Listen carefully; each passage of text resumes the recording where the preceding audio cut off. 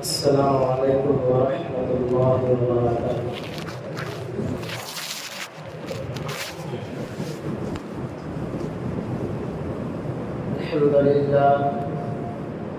الحمد للہ وحدہ والصلاة والسلام علی من لا نبی بعدہ، اما بعد فقد قال اللہ تبارک وتعالی فی القرآن المجید والفرقان الحمید: اعوذ باللہ من الشیطان الرجیم، بسم اللہ الرحمن الرحیم۔ اليوم أكملت لكم دينكم وأتممت عليكم نعمتي ورضيت لكم الإسلام دينا۔ وقال الله تبارك وتعالى: لا تبديل لكلمات الله، آمنت بالله، صدق الله مولانا العظيم، وصدق رسوله النبي الكريم، ونحن على ذلك من الشاهدين والشاكرين، والحمد لله رب العالمين۔ سبحانك لا علم لنا إلا ما علمتنا إنك أنت العليم الحكيم۔ رب اشرح لي صدري ويسر لي أمري واحلل عقدة من لساني يفقهوا قولي۔ اللهم صل على سيدنا مولانا محمد وعلى آل سيدنا مولانا محمد وبارك وسلم۔ بزرگان محترم، عزیز ساتھیوں، مصلیان کرام، اللہ تبارک و تعالی نے جو ہمیں دین عطا فرمایا ہے، جو مذہب عطا فرمایا، اس کا نام مذہب اسلام ہے۔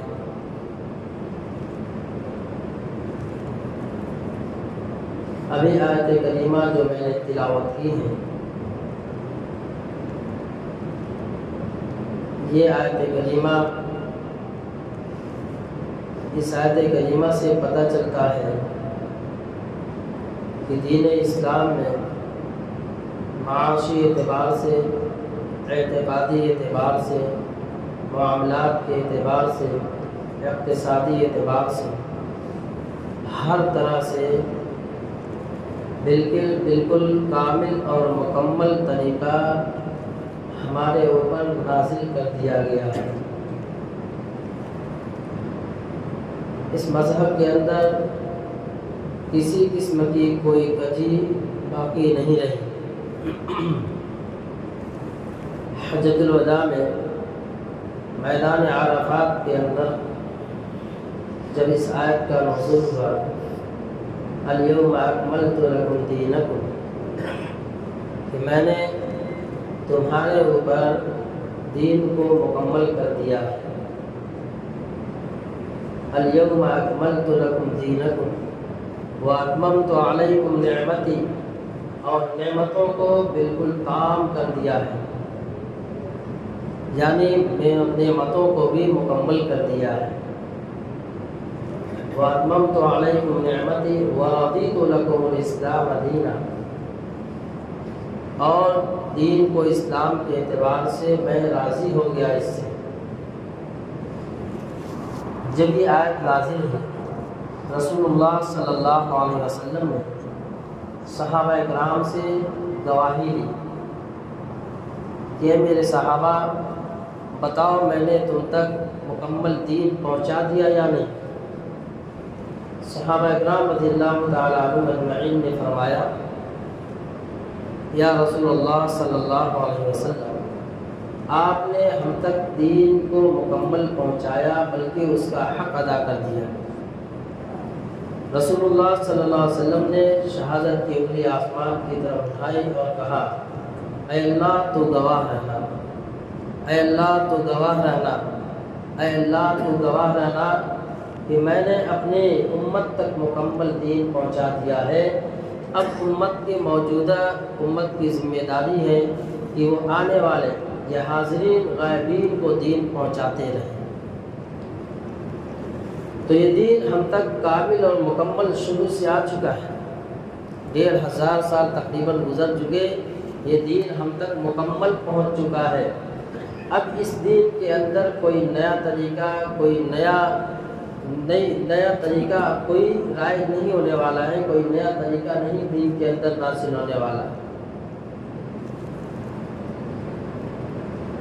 یہ وہ دین ہے اور وہ نبی اللہ رب العزت نے ہمیں عطا فرمایا، جس نے ہماری زندگی کے ہر پہلو کا حل دیا، ہمیں حل راستہ بتلایا ہے۔ کوئی ایسا پہلو نہیں ہے کہ جس کو رسول اللہ صلی اللہ علیہ وسلم نے نہ بتلایا۔ معمولی طریقے کو، جس کو باقی مذاہب، باقی ادیان کے لوگ جانتے بھی نہیں، ان کے تصور میں بھی نہیں آتا، ان کے خواب و خیال میں بھی وہ بات نہیں آتی، ایسے طریقے رسول اللہ صلی اللہ علیہ وسلم نے بتلایا ہمیں، اور اسی کا نام دین اسلام ہے۔ اس لیے فرمایا الیوم اکملت لکم دینکم، کہ دین کامل اور مکمل نازل ہو چکا ہے۔ جس کو ہم چھوٹا طریقہ، چھوٹا عمل سمجھتے ہیں، کون ایسا مذہب ہے، کون ایسا دین ہے کہ جو یہ بتلاتا ہو کہ آنکھ کے اندر سرما لگانے کا کیا طریقہ ہے؟ واحد مذہب اسلام جو یہ طریقہ بھی بتلاتا ہو کہ آنکھوں کے اندر سرما کس طریقے سے لگایا جائے۔ صرف واحد مذہب اسلام ہے جو راستہ چلنے کے طریقے بھی بتلاتا ہے کہ جب تم ڈھلان کی طرف اترو تو تمہاری حیات کیسی ہونی چاہیے، اور جب اونچائی پہ چڑھو تو تمہاری حیات کیسی ہونی چاہیے۔ بازار میں چلو تو کس طرف تمہارا رخ ہونا چاہیے، اور عام راستوں پہ چلو، روڈ پہ چلو تو کس طرف سے تم کو چلنا چاہیے۔ واحد مذہب اسلام ہے جو اس طریقے کو بتاتا ہے۔ فرمایا راستہ چلتے ہوئے ایک طرف سے چلو، نگاہیں تمہاری نیچی، کسی غیر محرم پہ، کسی کی بہن بیٹیوں پہ تمہاری نگاہ نہ پڑے، ورنہ تم خود گناہگار ہو گئے، تمہارے دل کی کیفیت بدل جائے گی، تمہارے دل دماغ صحیح ڈھنگ سے کام نہیں کریں گے، تمہاری رات کی نیندیں اڑ جائے گی، تمہارا چین سکون ختم ہو جائے گا اگر تمہاری نظر کسی غیر محرم پہ پڑے۔ واحد مذہب اسلام ہے جس نے ہمیں راستہ چلنے کے طریقے بھی بتلائے ہیں۔ وہ مذہب اسلام ہی ہے جس نے بڑوں کے ساتھ کس طریقے سے بات کیا جائے اور چھوٹوں کے ساتھ کس طریقے سے پیش آیا جائے۔ وہ مذہب اسلام ہی ہے کہ رسول اللہ صلی اللہ علیہ وسلم نے فرمایا من کان للہ یؤمن باللہ والیوم الآخر فلیکرم ضیفہ، کہ جو شخص اللہ پر اور آخرت پر ایمان رکھتا ہو اسے چاہیے کہ گھر میں آنے والے مہمان کا اکرام کرے۔ یہ اسلام سکھاتا ہے۔ پڑوسی کے ساتھ کس طریقے سے رہنا چاہیے یہ مذہب اسلام سکھاتا ہے۔ والدین کے کیا حقوق ہیں، بیوی کے کیا حقوق ہیں، بچوں کے کیا حقوق ہیں، یہ اسلام سکھاتا ہے۔ اس کے بارے میں فرمایا الیوم اکملت لکم دینکم، اسلام کامل اور مکمل طریقے سے نازل ہو چکا ہے، نہ اس کے اندر ذرہ برابر کمی کی گنجائش ہے، نہ اس کے اندر کسی طریقے کی زیادتی کی جا سکتی ہے۔ اور زیادتی کی چیز کی کہ جب یہ کامل اور مکمل ہو چکا ہے، جس میں زیادتی کیا ہوگی، کمی کیا ہوگا۔ اس ملک میں رہتے ہوئے آج کی میری اس بات کا جو عنوان ہے وہ یونیفارم سول کوڈ کے بارے میں، جو ہم سب کے کانوں میں یہ آواز آئی ہوگی، واٹس ایپ کے ذریعے، فیس بک کے ذریعے، انٹرنیٹ کے ذریعے یا عوامی گفتگو میں، شاید ہماری عوام اس کو نہیں سمجھ سکی یہ ہے کیا چیز۔ آج میں اسی کو سمجھانے کی کوشش کروں گا۔ جو میں نے آیت تلاوت کی الیوم اکملت لکم دینکم، اس کا تعلق اسی یونیفارم سول کوڈ سے، مسلم پرسنل لا کمیشن کے بارے میں جو آواز چل رہی ہے، اس کو ہمیں سمجھنا ہے۔ دین کا ایک جز ہے، ایک حصہ ہے، اور ایک بہت بڑی ذمہ داری ہے ہماری اس ملک میں رہتے ہوئے کہ حکومت ہند جو مسلم رسول اللہ کے خلاف جو اقدامات کے جو قدم اٹھائے اس کا دفاع کرنا۔ یہ کوئی سیاسی گفتگو نہیں ہے، اور شاید ہم سیاست کے بارے میں بھی ہم غلط فہمی میں ہیں کہ سیاست اس چیز کا نام ہے کہ باہر روڈوں پہ نکلا جائے اور جو ووٹ اور اس کے بارے میں اور حکومتی لیول کی جو بڑے بڑے کام ہیں اس کو انجام دے، اس کا نام سیاست ہے۔ آئیے ہم سیاست قرآن سے پوچھتے ہیں کہ رسول اللہ صلی اللہ علیہ وسلم نے کیا حکومتی قوانین تیار نہیں کیے؟ کیا جنگی اسلحہ، جنگی کے طور طریقے رسول اللہ صلی اللہ علیہ وسلم نے نہیں بتلائے؟ اور اس چیز کو کہاں سے نافذ کیا؟ منبر رسول سے نافذ کیا گیا۔ اس ملک میں صدیوں سے کئی مذاہب کے، کئی ادیان کے لوگ بس رہے ہیں، اور ہر مذاہب کے لوگوں کا ایک الگ الگ رنگ، الگ الگ طریقہ، الگ الگ رسمیں اور رواجیں۔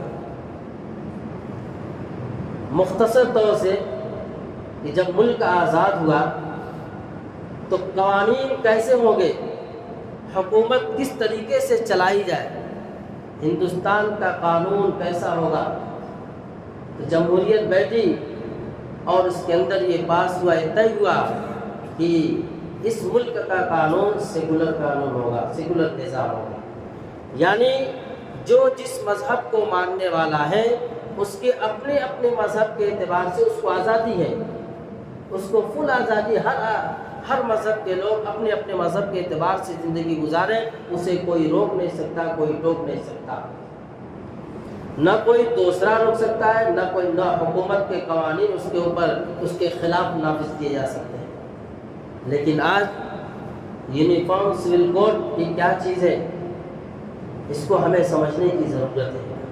اگر یہ نافذ ہو گیا، اگر یہ قانون نافذ ہو گیا تو یاد رکھیں ہم یہ قانون نافذ اس لیے کیا جا رہا ہے تاکہ ہمارے اندر ہم کو اسلام سے دور کر دیا جائے، اور اسلام کو مٹانے کی ایک سازش ہے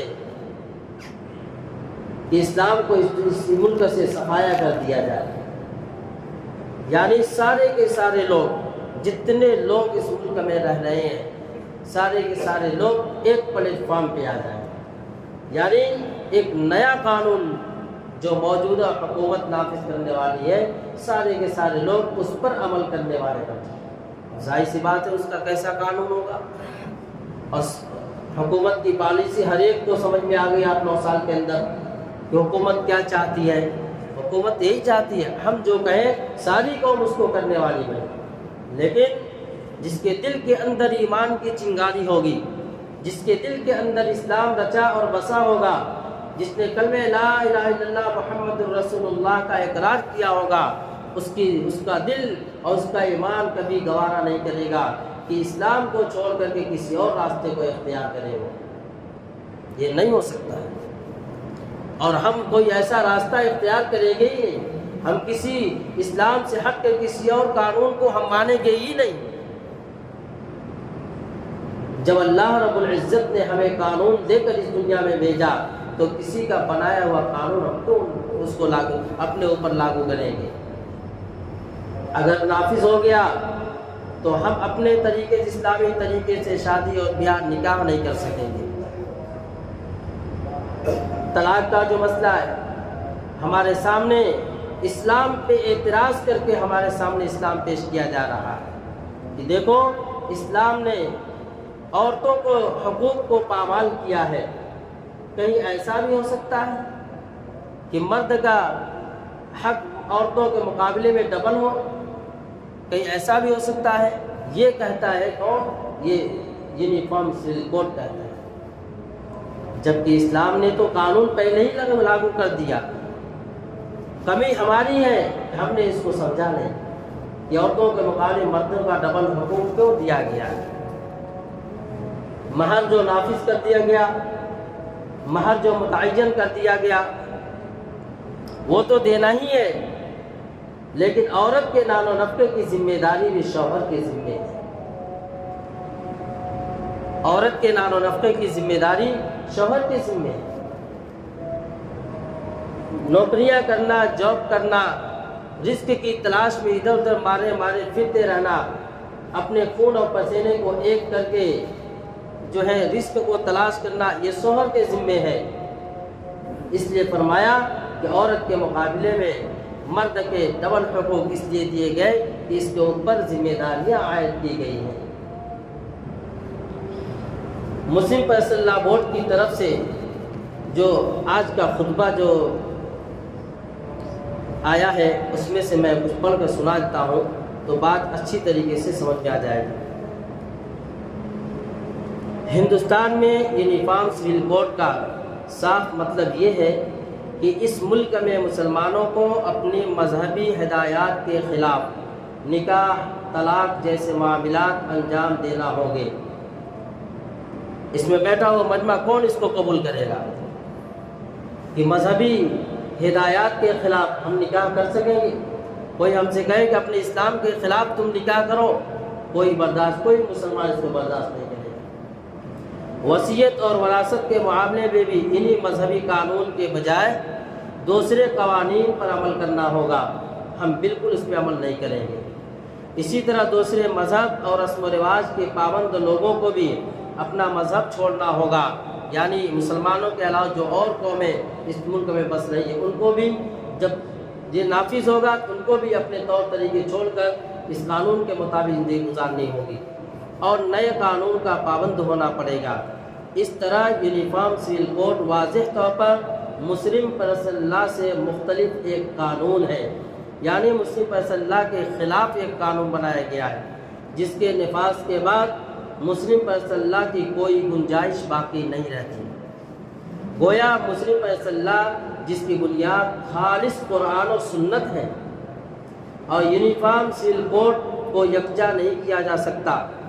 حضرت امیر شریعت سید محمد ولی رحمانی رحمۃ اللہ علیہ یکساں سول کوڈ کی حقیقت کو اجاگر کرتے ہوئے لکھتے ہیں کہ میں پورے یقین کے ساتھ کہتا ہوں، امیر شریعت رحمۃ اللہ علیہ کا قول ہے، میں پورے یقین کے ساتھ کہتا ہوں کہ یونیفارم سول کوڈ کا شوشہ ایک اہل سیاست کی زبان ہے اور دلی کے دربار کو قبضہ میں لانے کی ایک نامناسب جسارت ہے۔ ہندوستان کسی ایک مذہب کے ماننے والوں کا ملک نہیں ہے، یہ یقین مانیے۔ اگر یکساں سول کوڈ نافذ ہوگا تو ہندوستان چرمرا جائے گا، یعنی ٹکڑے ٹکڑے ہو جائے گا، اس کی سرزمین پہ فساد برپا ہو جائے گا۔ یہ ملک کسی ایک مذہب کا ملک نہیں، یہ ملک کسی ایک تہذیب کا ملک نہیں ہے۔ اللہ کا بڑا کرم ہے کہ اس ملک میں اللہ تبارک تعالیٰ نے الگ الگ مذہبیں دیے ہیں، ہر قسم کی تہذیب دی، ہر رنگ کا سماج دیا ہے، الگ الگ قوانین ہیں، اور سب لوگ خوشی خوشی ان قوانین پر عمل کرتے ہیں۔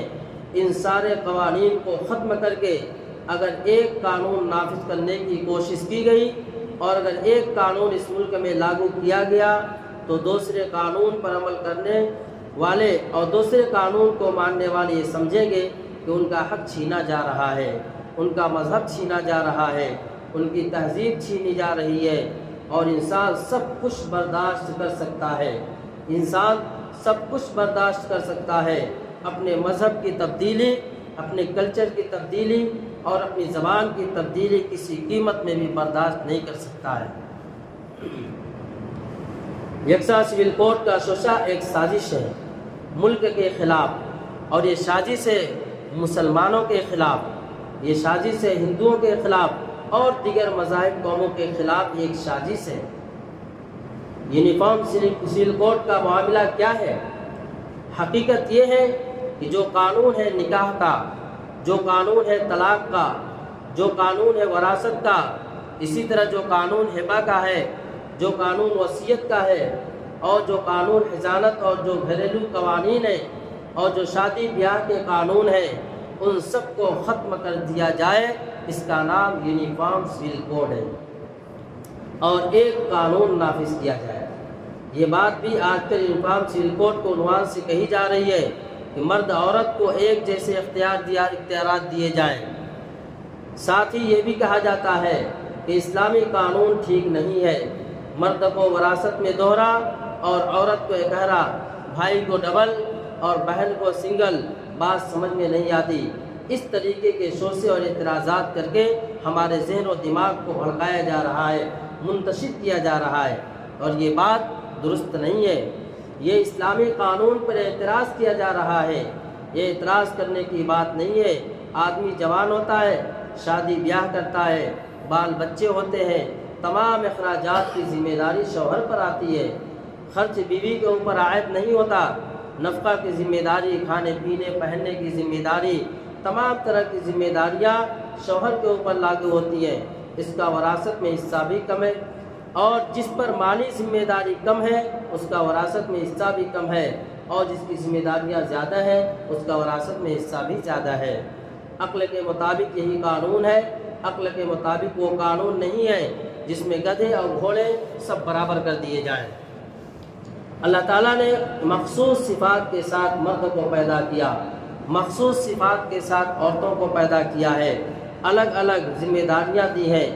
اسی طرح فرمایا اب اگر نیا قانون لاگو ہوتا ہے تو سب ایک پلڑے میں، سب ایک درجے میں، نکاح دوسرے طریقے پر، طلاق دوسرے طریقے پر، ظاہر ہے کہ یہ بات قابل قبول نہیں ہے۔ اسی کا نام کیا رکھا گیا؟ Uniform civil code. اور اس کے بارے میں ہمیں کیا کرنا چاہیے؟ ہم سے جو رائے مانگی گئی، لا کمیشن کے اعتبار سے ہم سے جو رائے مانگی گئی، اس میں مسلم فیصلہ بورڈ کے بڑے بڑے ہمارے قائدین نے جو ان کی رائے، جو ان کے مشورے ہیں، وہ آپ کے سامنے میں پیش کر دیتا ہوں، اور باہر اسٹیکر لگا ہوا ہے، اس کو سمجھ لیجئے۔ حضرات، آپ سب کے علم میں ہے کہ حالیہ دنوں میں ہمارے ملک میں یکساں سول کوڈ کو نافذ کرنے کے لیے اقدامات تیز کر دیے گئے ہیں، اور الگ الگ مذاہب اور تہذیبوں کے اس ملک کو یونیفارم سول کوڈ کے ذریعے مذہبی اور تہذیبی آزادی سے محروم کرنے کی کوشش کی جا رہی ہے۔ اسی سلسلے میں لا کمیشن آف انڈیا نے ملک کے شہریوں سے یکساں سول کوڈ کے بارے میں رائے مانگی ہے، اور یہ رائے 14 جولائی تک ہمیں پیش کرنی ہے۔ ہمیں اس سلسلے میں بڑے پیمانے پر ای میل کے ذریعے لا کمیشن آف انڈیا کو جواب بھیجنا چاہیے اور یکساں سول کوڈ کی مخالفت کرنی چاہیے۔ آل انڈیا مسلم فیصلہ بورڈ نے اس سلسلے میں ایک پورا سسٹم بنایا ہے جس کے ذریعے آسانی سے ای میل کیا جا سکتا ہے، اور زیادہ سے زیادہ لوگ یکساں سول کوڈ کی مخالفت میں جواب درج کرا سکیں۔ یہ بات بھی واضح رہے کہ آل انڈیا مسلم فیصلہ بورڈ نے ملک کے حالات کے پیش نظر یہ فیصلہ کیا ہے کہ ابھی ہم لوگوں کو یکساں سول کوڈ کے سلسلے میں صرف اپنا جواب داخل کرنے اور اس کی مخالفت تک محدود رہنا چاہیے۔ یہ مرحلہ عوامی احتجاج یا سڑکوں پر نکلنے کا نہیں ہے۔ ملک کے موجودہ کا یہ تقاضا ہے کہ ہم ہوش و حواس کے ساتھ ہمت و حکمت پر مبنی طریقہ کار اختیار کریں اور وہ راہ اپنائیں جس سے ملت اسلامیہ کو کوئی ضروریات نقصان نہ پہنچے۔ اس کے لیے فرمایا آل انڈیا مسلم فیصلہ بورڈ نے اس سلسلے میں ایک لنک بھی تیار کی ہے اور کیو آر کوڈ بھی بنایا ہے، اور یہ لنک اور کیو آر کوڈ بڑے پیمانے پر سوشل میڈیا ڈسک آل انڈیا مسلم فیصلہ بورڈ کی جانب سے عام کیا جا چکا ہے۔ تمام لوگوں کو اس لنک یا کیو آر کوڈ کو استعمال کر کے ای میل کے ذریعے اپنی رائے ضرور دینی چاہیے۔ اس لیے یہ اس کا کیو آر کوڈ ہے، جب آپ اپنی موبائل سے گوگل اور پیمنٹ والا جو اسکیم ہے اس سے نہیں کرنا ہے، کروم سے یا اور گوگل سے بہت ساری ویب سائٹوں اس کے اندر ہے، اس کے ذریعے سے جب آپ اس پہ لگائیں گے تو آپ کو جو ہے پورا اس کا بایو ڈاٹا آ جائے گا۔ آپ کو کچھ لکھنا نہیں ہے، جو اوکے کا جو آئے گا لنک کو اس کے اوپر لنک کر دیں گے، ہمارا ای میل وہاں پہنچ جائے گا۔ اس لیے جو حضرات جانکار ہیں، نوجوان بچے، وہ دوسرے کی بھی جو ہمت افزائی کریں، ان کا ساتھ تعاون کریں۔ باہر یہ بورڈ لگا ہوا ہے اور سارے کے سارے حضرات اس کو اپنی ذمہ داری سمجھ کر کے اس کو ضرور کہیں کہ یہ بھی ہمارے دین کا ایک جز اور ایک حصہ ہے جس سے ہماری شریعت اور ہمارا ایمان محفوظ رہ سکے گا۔ ہم خود بھی کریں، مسجد میں لگا ہوا ہے، اور اسی موبائل کے ذریعے سے اپنے گھروں میں اپنی مستورات سے بھی اس کے لیے اس کی جو ہے اس لنک کے ذریعے سے ہم اپنا ای میل بھیجیں۔ اللہ تبارک تعالیٰ ہم سب کو اس پہ عمل کی توفیق عطا فرمائے اور سمجھنے کی توفیق عطا فرمائے، اور ہماری شریعت کے اور اسلام کے ایمان اعمال کی اللہ تبارک تعالیٰ حفاظت فرمائے۔ وآخر دعوانا الحمد للہ رب العالمین۔